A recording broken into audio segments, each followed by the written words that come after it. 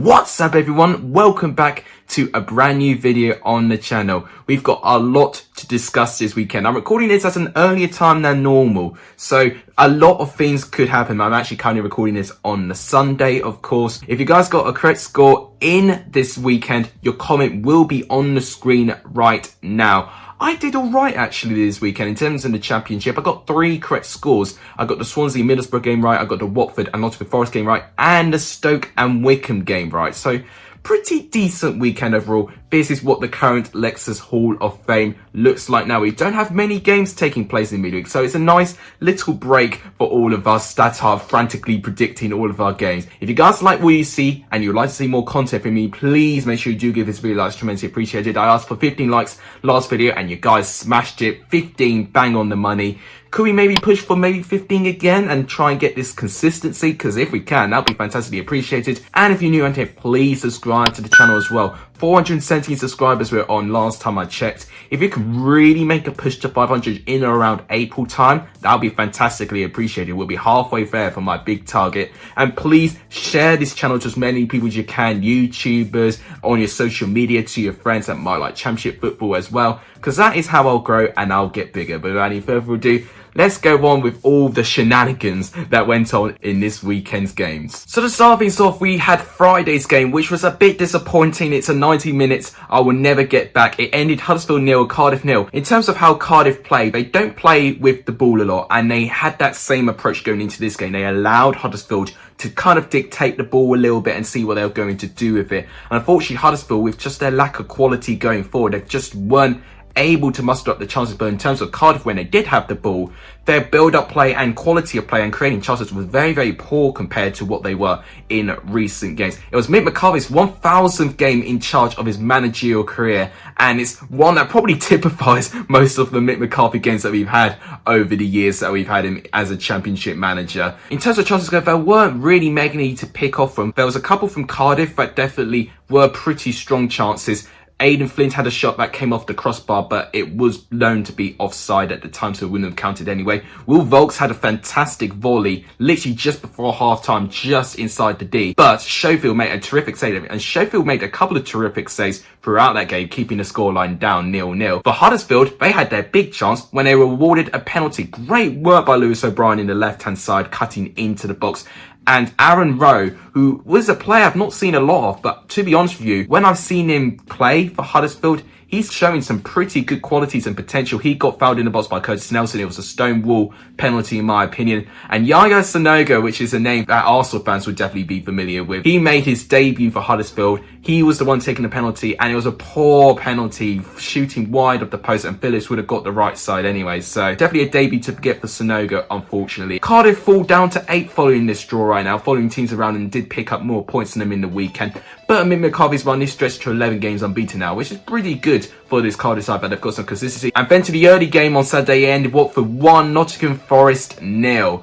This game overall definitely was Watford's games to lose. Following that, Brentford weren't going to play this weekend due to another COVID-19 outbreak in the Rotherham squad. Watford had the chance to get into the automatic promotion places for the first time this season, and they did so, and blimey, did they look good going forward. And what was really impressive to me was their right-hand side of attack. Firmino especially deserves a shout out. He was absolutely terrific. Some of the crosses he was looping into that Nottingham Forest penalty box, they really could not deal with it. Samba made a good save from Andre Gray right in the beginning of the game, and then within minutes later, Watford did take the lead. It was great play by Firmino, and then it was Sarr, who I think a bit embarrassingly for Guyton Bong was really poor in trying to mark him. He got around him. He managed to loop a very dangerous cross into the box. Samba couldn't quite collect it. He was trampled a little bit by Andre Gay, but Messina, who was completely unmarked, really, Knockout lost him out, so it's poor marking on his part. But Messina gets a very simple shot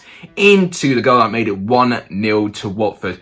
They could have scored a couple more goals, although there weren't too many clear-cut chances from that goal onwards. Lyle Taylor did think he'd scored for Nottingham Forest in the second half, but that goal was ruled out for offside. It was not the most attractive game in quality, but what's disappointing with Nottingham Forest's part was just how little they threatened Watford overall. They did not have a single shot on target. Watford find themselves second place right now, joint on points with Swansea and Brentford now, so it's in very encouraging signs for Watford. If they could just continue their home dominance, they've got the best home record and collected the most home points out of any side in the Championship, and I think Watford could have a very strong chance to get potentially automatically promoted as Nottingham Forest. They fall down to 17th now in the table. I don't think they're quite in the relegation picture. I think they formed a little bit more of a gap compared to the other sides below them. But it is disappointing following that Nottingham Forest looked to have improved slightly, but unfortunately now I think they're going to have to settle for a mid-table position, and hopefully they get enough consistency that they can have a decent end to the season. And Barnsley make it 7 wins out of 7. Barnsley, for the first time this season, are in a top 6 place. Barnsley have not been in a top 6 place or even finished in a top 6 place since 15 years ago when they were in the Championship playoffs. I remember covering it in my football fairy tales. It was a while ago, I think back in 2003, as they continue with a 1-0 victory over hapless Birmingham, where I dare say apart from 2 Harley Dean headers, they were really non-threatening going forward, not having a single shot on target either. But you cannot discredit for what Barnsley did in this game. They were absolutely terrific, and the transformation that Ishmael has done in such a short amount of time, in terms of their high press, in terms of how they switch up the play going forward, how dangerous they look in set pieces, but also how dangerous they look on the counter-attack, and in terms of their one-touch passing as well, is absolutely terrific. They're so versatile, Barnsley. It's really a joy to see. And with that goal, it was Daryl Dykes, a very special goal in his part, with a terrific run going from the centre and into the right hand side, and he beats Neil Etheridge at his near post in the top right corner. And unfortunately for Birmingham's part, they just simply did not do enough, in my honest opinion, to really test that. They simply lacked the battle in that midfield, and they just couldn't quite win the ball off them enough, really, and they couldn't really craft any attacking threat, which is a bit of a concern following that they are 21st place in the table, and following that Rotherham a side below them where they're only 3 points ahead of. Rotherham had 3 games in hand with them, so it's really worrying signs for Birmingham, in my honest opinion. Barnsley right now, 6th place on the table. Boy, if they would want to stop the count now. Then to a Bristol City side that just cannot seem to win at home. I think this is 5 home defeats in a row now. They were unlucky, to be fair to them. Queensborough just got 2 very quick fire goals. First one coming from Elias Chair. Poor defending by Mariappa on him personally. That was what they did wrong from there. Tom Carroll did a fantastic cross that met the head of Chair, and their second goal came from a short corner. Once again, pretty poor marking from Bristol City's part, looking all over the place, and it was Rob Dickey with the goal after Barbe had a scuff shot coming off the post, but Dickey got the rebound. That made it 2-0, and it was unfortunate for Nigel Pearson's part, who is celebrating his 500th game in charge of management. He made a very quick change within going 2 goals down. He brought off Backinson to bring Semenyo on. Bristol City fans, I'd like to hear your opinion on him bringing Backinson off so early. And Bristol City also had 2 injuries in that half as well, where it was Adam Nagy and Zach Viner both getting head injuries. So it was very unfortunate times for Bristol City. Queensborough Rangers were so organised at the back that they completely nullified Bristol City completely. As with Bristol City,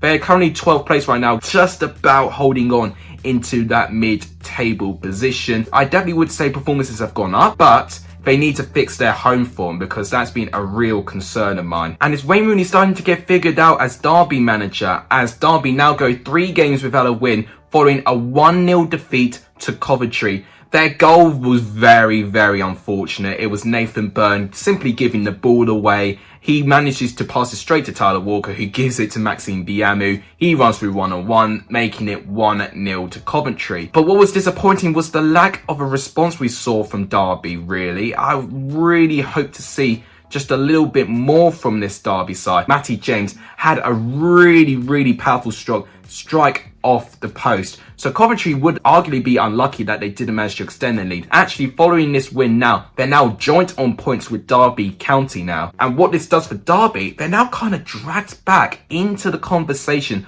of sides potentially facing relegation. As with Coventry, they strengthen their chances of survival. I don't think they're completely safe yet, but if they could get up to 2 to 3 wins, then I think this could just be just about enough for Coventry to have another championship season and back at the Wycombe Arena in the championship, which would be huge for the club. And then Blackburn pick up their first win in 7 with a 2-0 away victory to Millwall, and fair play to FIFA 21, because that was the only game that FIFA 21 got spot on and correct. It just wasn't Millwall's day. Both of Blackburn's goals came in pretty fortunate fashions. Both came from huge deflections. The first one came from pretty much the first shot in the game. It was Bradley Dack literally turning the defender, doing a great shot. It came off Sean Hutchinson's headbow and it completely wrong-footed Bartosz Białkowski. That made it 1-0 to Blackburn. And honestly, Blackburn probably could have scored quite a couple of goals. Tyrese Dolan was really impressive in that game for me. For Blackburn's second goal, that came in even more comedic fashion. Mowbray made a couple of changes, including Harvey Elliott, who was a big influencer on that second goal. He drove forward,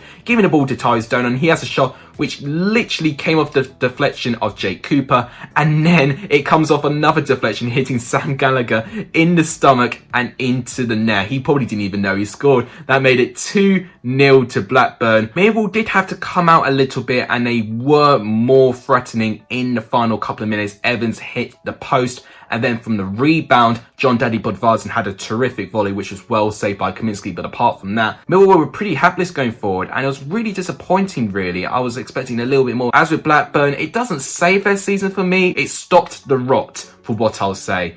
What Blackburn need to do now is to go on a winning streak. Mowbray will be feeling relieved, to say the least, that Blackburn have now managed to stop the rot, take 2 pretty fortunate goals. They'll take it at this point. They needed all the points that they could, and hopefully for them that they can move on. And Norwich are just looking unstoppable, aren't they? 3-0 they beat Luton Town by, and it really could have been more, although they had a big scare in the opening couple of minutes. Luton already beat Norwich twice in all competitions, in the Championship and of course in the EFL Cup as well. And James Collins has a fantastic opportunity, managing to get a touch from a George Moncur cross, but it came off the post. He was agonisingly close for Luton taking the lead, but that was the only attacking threat that Luton had in that whole entire game. After that, it was all Norwich. The build-up to their first goal was absolutely terrific. Just the intricacy that they are playing right now, it's just on another level, honestly. And it was Pukki that got the first goal. It was Cantwell that did well to drive into the box, giving it to Pukki. He was closed down by so many Luton players, but he guided a terrific shot in the top right corner of the goal that made it 1-0 to Norwich. Pukki got his second goal as well. Once again, fantastic build-up play from this Norwich City side actually to get the goal. And he could have even had a hat-trick before half-time, where he had a flick which was diverted on top of the goal by Simon Sluga. They were so comfortable in that entire game, and they really could have scored a number of goals. Cantwell managed to put the icing on top of the cake. He had a terrific effort, which maybe you could argue Sluga should have done a bit better, but it was a terrific individual effort by Cantwell, and that made it 3-0 to Norwich. Norwich have now restored a 10-point gap from the rest of the Championship teams. Honestly, they could wrap up the Championship by early April at this rate if they can continue their terrific run of form. I'm already confident they'll go up, but they need to try and get a couple of years of Premier League football, just so the football club can improve as a brand and improve financially. As with Luton right now, they're in or around the mid-table position in 14th place right now. Once again, alongside Barnsley, a huge improvement from last season, of course. The improvement is not quite as magnified as Barnsley's one, but at least it's a fantastic position for Luton Town, given the size of the club. Then the spoils were shared at Deepdale with a 1-1 draw, and Bournemouth would be thinking to themselves how on earth they did not wrap the game up in that first half, because in that first half they were completely dominant. Stanislas and Danjuma, the 2 wingers for Bournemouth, were absolutely deadly, and they were completely putting Preston's defenders completely under pressure. Iverson kept Preston in the game from that first half performance. He had a fantastic save from a Lloyd Kelly shot. Then Jefferson Lerma had a great shot, which was well saved by Iverson as well. Eventually, Bournemouth's pressure did reward him with a goal. It's poor on Jason Story's part, and I have criticised him a couple of times in terms of his defensive mistakes. Solanke gets the better of him, squaring it to Danjuma, scoring in 2 consecutive games now, and that made it 1-0 to Bournemouth. And I thought that this was going to be pretty routine, pretty comfortable for Bournemouth. But it was an Alex Neil masterclass in that second half. It was a tale of 2 halves, because I don't know how Preston were what they were in that first half, because in the second half, it completely turned into Preston's way. Because Ched Evans had the first pretty notable shot, which was well picked out by Ben Whiteman, but he did volley over the goal. But eventually Preston's pressure was paid off with a goal, and it was poor by Steve Cook, who gives the ball away to Daniel Johnson, who runs through pretty much the half of the pitch. He has a load of space. He shoots past the reach of Begovic, and that made it 1-1. And overall, you may argue that this was actually the deserved result, but the only edge I give Bournemouth for Preston was the amount of clear-cut chances that they had. And it was poor, really, how they really gave the game away and how uninspired they looked in that second half. It was almost like roles reversed. They're now outside of the top 6 in 7th place right now, following that Barnsley won this weekend. Still not completely convinced with Woodgate. We saw how good they were against Watford. But if they cannot maintain performance levels in terms of a full 90 minutes, it's going to be a huge concern, especially with the quality that Bournemouth have. They should be doing much better than what they are doing. And Reading compiled Sheffield Wednesday's miseries with a 3-0 defeat. And I'm sad to say, but I'm really losing faith in Sheffield Wednesday in surviving a championship season, which will mean that we're probably not going to have a Steel City derby next season, which is a bit of a shame for the neutral, I guess. It was actually Sheffield Wednesday that came closest first, where Tom Leeds had a header from a Kadeem Harris corner which hit the crossbar. But it started by Junior Borna giving the ball away, and Puskas was one-on-one. He brought him down in the box, going down to 10 men with a straight red card. Michael Elise stepped out in a penalty spot, taking over Lucas João, who missed 3 penalties in the last month. Elise scored the penalty, and that made it 1-0 to Reading. And from then onwards, it was very comfortable, and it was really shocking to see how uninspiring Sheffield Wednesday were. They didn't really play like a side determined to try and get out of the position that they found themselves. They completely rolled over. And this was a Reading side that had 4 defeats and 5 a couple of games ago, so it wasn't like a side that they were completely in good runs of form. But following this, Reading have now got 3 wins in a row. They got their final 2 goals, Lucas João scoring against his former club, a great strike by him, and it was Andy Yeardem scoring the third, and that made it 3-0. Reading right now are firmly in the top 6 in 5th place right now. Out of all of the sides in the top 6, I would actually go as far to say Reading is the one side I'm a bit worried about. They do have a couple of injuries, including Ejaria, but the fact they still won by 3-0 without Ejaria,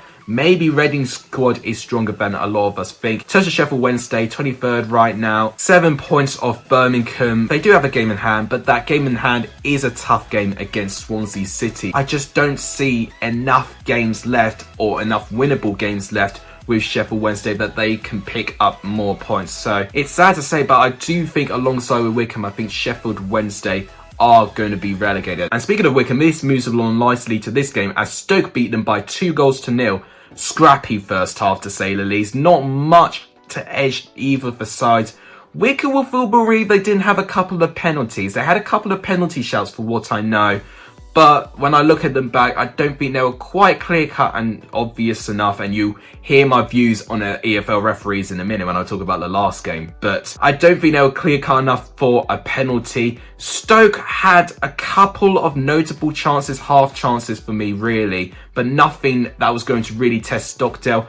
I think Wycombe came the closest to scoring, actually, before any goals came in. It was David Wheeler with a great shot, which Angus Gunn made a terrific reflex save for. But Stoke got their opening goal from a great team goal, actually. It started off with a throw-in from Smith. It was then passed around and given to Reece Norton-Davis, who drives forward. Great 1-2 play between him and Stephen Fletcher, literally cutting the defence apart, making it 1-0. His first goal in over 2 years since he was in Rochdale's squad. I mean, Rochdale could use all the help that they could right now. And then 5 minutes later, Stoke made it very comfortable. A corner was chipped in, and it was Harry Souttar, who I think has been a player a bit under the radar this season, and I think he's been a fantastic player, especially in that Stoke City squad. His header was unstoppable. That made it 2-0 to Stoke. Wycombe did look spirited at times once again, but they just don't have that cutting edge going forward, and that is simply what has been their downfall, their lack of goals. I mean, they're 12 points off Birmingham right now, so it's going to be very, very unlikely they'll stay up, unfortunately. As with Stoke right now, they're 10th place, actually. Unfortunately for me, I think there is a bit of a gap between them and the chasing pack in terms of the top 6. But if Stoke can get a good run of form and get a good winning streak, then maybe Stoke could slightly creep in. They could be an underdog in this playoff story. And then we end on undoubtedly the most controversial game in the whole entire weekend. Swansea 2, Middlesbrough 1.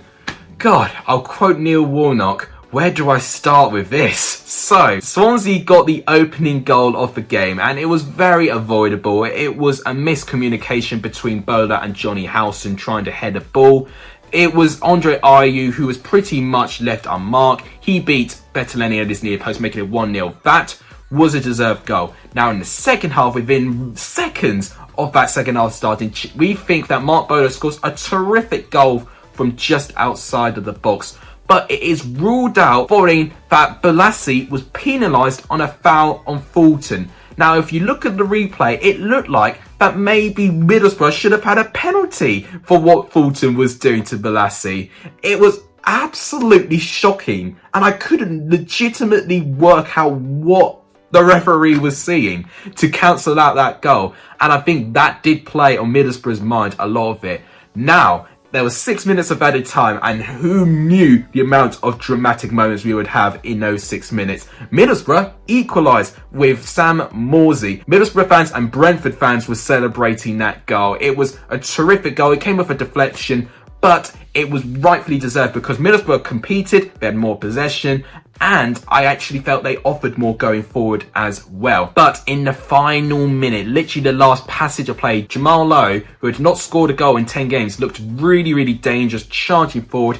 He then supplied the ball to Bidwell, and it's George Saville with a trailing leg, looking like he caught Bidwell in the box. The referee had time to think about it, and then he gave the penalty. And I think he originally gave a corner as well, so he changed his mind as well, which was even more controversial in terms of everything that was going on. And the penalty was dubious. I would probably say slightly a penalty. It was definitely more a penalty for what Swansea got last game against Stoke City. Andre Ayew stepped up again, and for the second time, he scores a last-minute penalty to give Swansea a 2-1 win. And following this, Swansea are now in third place, joint on points with Watford, and with 2 games in hand, I think Swansea could definitely take a huge advantage in trying to get promoted. As with Middlesbrough, I mean, Neil Warnock was furious. I mean, they're 9th place right now, and they've definitely lost a little bit of ground getting into those top 6 places, which is undoubtedly what Neil Warnock wants. He has recently signed on a 1-year deal with Middlesbrough, so at least Middlesbrough have definitely got another opportunity with Neil Warnock to try and get them up there again. But a controversial game, to say the least, and I'll be very interested to hear your guys' views in the comments down below. But that wraps it up for today's video.